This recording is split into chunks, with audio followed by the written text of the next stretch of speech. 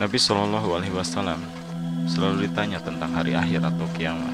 Dalam menanggapi pertanyaan-pertanyaan ini, Nabi hanya memberi tanda-tanda bahwa hari terakhir sudah dekat, dan sesekali menjawab dengan mengatakan, apa yang sudah kamu persiapkan untuk datangnya hari akhir? Sejak dahulu, semenanjung Arab hanyalah hamparan gurun pasir. Pada saat itu, mungkin tanda-tanda dari Nabi akan membingungkan orang yang hidup di zaman itu.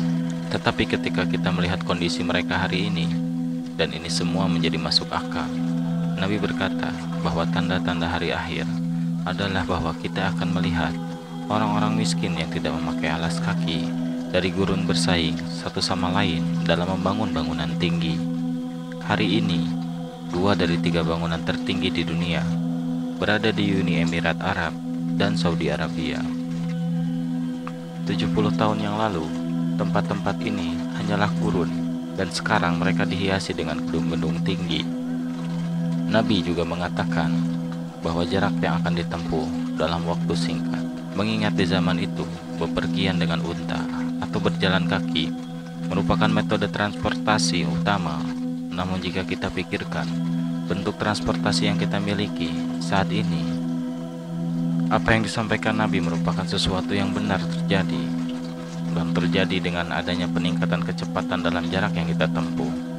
Nabi mengatakan bahwa orang-orang yang zalim akan menjadi pemimpin, dan dalam narasi lain, kekuatan dan otoritas akan diberikan kepada orang yang tidak amanah. Juga Nabi Muhammad SAW mengatakan bahwa kepercayaan akan hilang dan sulit didapatkan. Saat ini, betapa sedikitnya orang yang bisa kita percaya, entah dalam lingkungan pertemanan atau lebih luas terhadap para pemimpin. Janji telah menjadi sesuatu yang tidak suci dan sakral. Dunia politik hampir selalu diisi kebohongan dan intrik, dan media memainkan perannya. Sebagai contoh, banyak orang yang termakan dan yakin bahwa Islam merupakan sumber terorisme. Jika kita harus jujur, dengan hati yang lapang dan dengan pemikiran terbuka, sejarah Islam justru mengatakan sebaliknya. Nabi berkata bahwa akan ada peningkatan pembunuhan sampai pada titik di mana orang yang membunuh tidak tahu mengapa dia membunuh, dan orang yang dibunuh tidak tahu mengapa dia dibunuh, apakah melalui penusukan, pengeboman, atau penembakan. Banyak orang yang tak bersalah dibantai di seluruh dunia, khususnya di dunia Islam. Nabi berkata akan ada peningkatan penggunaan riba sampai-sampai tidak ada yang bisa lolos dari jeratan ini. Menggambarkan keadaan ekonomi dunia saat ini, seluruh dunia dikendalikan oleh bank dan bunga, hingga ke aspek pribadi, entah itu dari kartu kredit, pinjaman, dan metode pembayaran. Nabi berkata bahwa pergaulan bebas akan tersebar luas. 1400 tahun yang lalu, ini mungkin akan membingungkan orang-orang pada saat itu. Tapi saat ini, masyarakat menjadi semakin seksual. Setiap tahun terus meningkat, sehingga hubungan satu malam atau memiliki teman untuk alasan seksual adalah sesuatu yang dianggap normal. Bahkan sampai pada titik di mana gagasan pernikahan menjadi sesuatu yang aneh dan tabu. Nabi juga mengatakan bahwa meningkatnya pergaulan bebas, kecuali bahwa penyakit baru akan muncul yang belum pernah didengar oleh orang sebelumnya. Bukankah HIV dan AIDS merupakan sesuatu penyakit yang tidak pernah didengar oleh orang sebelumnya? Nabi juga berkata bahwa akan terjadi peningkatan anak yang lahir di luar pernikahan. Grafik ini menunjukkan persentase kelahiran di seluruh dunia selama 50 tahun terakhir.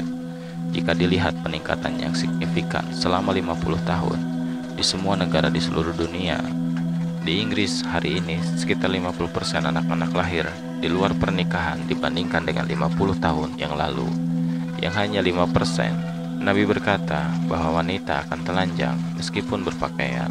Bukankah ini sejenis paradok? Hari ini pakaian telah bergeser dari fungsinya.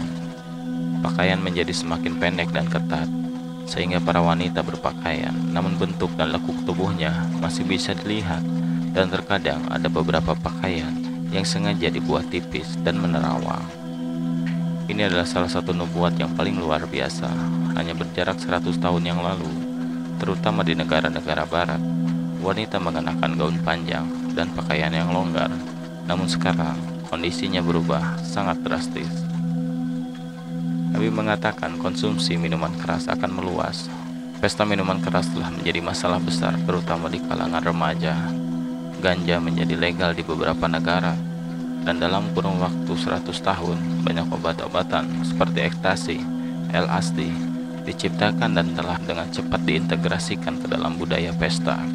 Sayangnya, banyak orang di zaman sekarang bergantung dan kecanduan terhadap hal tersebut. Nabi mengatakan bahwa akan ada peningkatan dalam literasi, tetapi pengetahuan akan menurun. Sebuah paradoks lainnya, pada zaman Nabi, hanya segelintir orang yang bisa membaca dan menulis. Sekarang mayoritas kita dapat membaca dan menulis. Namun apa yang akhirnya kita baca dan apa yang kita dapatkan dari bacaan tersebut?